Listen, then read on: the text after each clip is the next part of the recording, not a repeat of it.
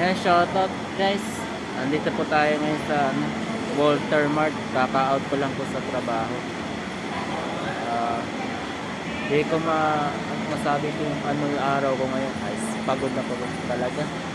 Kasi nga po, unang araw ko nga lang po doon sa quest na yun. May pagkakamali, may pagkukulang, pero makakaya pa rin. Hanggang andyan naman yung mayroon tayong mga friends para makatulong sa atin kung mahirapan po tayo.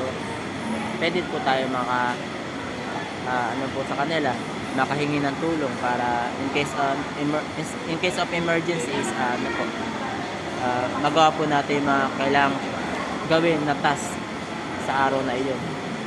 Yun nga lang, may mga times na talagang kailangan mo talagang bilisan para yung mga target nila is mahabol po natin. Pero sa ngayon is ginagamay pa.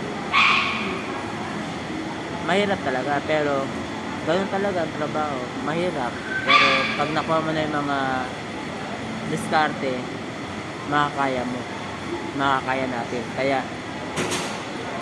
ayun, dito nga tayo sa Walter ay naghintay po tayo kasi 8 pa ang uwi ng aking asawa.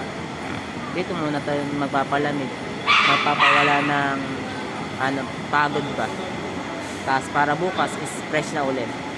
Good luck na sa akin tomorrow.